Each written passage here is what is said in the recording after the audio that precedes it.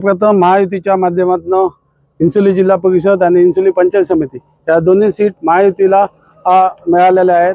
जिल्हा परिषदसाठी मी स्वतः आणि माझे सहकारी पंचायत समितीसाठी चराटकर हे दोन्ही उमेदवार आहोत आणि मी दोघांच्या वतीने महायुतीचे सर्व नेत्यांचे आभार मानतो की दोन्ही पक्षांनी महायुतीच्या माध्यमातून आम्हाला ही संधी दिली आहे। म्हणून विकासाचा अजेंडा घेऊन चाललो आहे। जो महायुतीच्या माध्यमातून आतापर्यंत विकास झाला आहे तो विकासाचा प्रत्येकाशी बोलून समजून सांगून त्यांचा प्रतिसाद आम्हाला मोठ्या प्रमाणात मिळत आहे। या ठिकाणी अपक्ष उमेदवार आहेत ते आमचे मित्र दोन्ही, त्यांच्याबद्दल मी जास्त काही बोलणार नाही, परंतु अधिकृत महायुतीच्या माध्यमातून आम्हाला दोघांनाही संधी दिली आहे। लोकांचा उत्स्फूर्त असा पाठिंबा आहे। लोक खुश आहेत की महायुतीला आम्ही मतदान करणार आहोत म्हणून।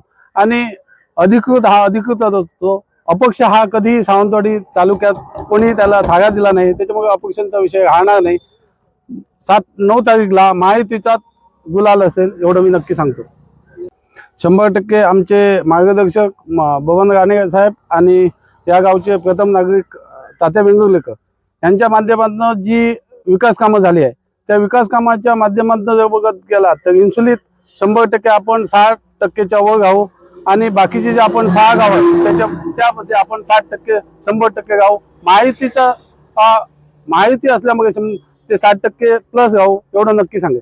आमदार 100% महायुतीच्या माध्यमातून दीपकभाई केसरकर असतील, आमचे नारायण राणे साहेब असतील, नितेश राणे साहेब असतील, निलेश राणे साहेब असतील, आमचे जिल्हा प्रमुख संजू परब साहेब असतील, यांच्या सर्वांच्या माध्यमातून इंसुली जिल्हा परिषद मतदारसंघात गेल्या 9 वर्षात मोठ्या प्रमाणात निधी आला आहे, विकास कामं झाले आहे।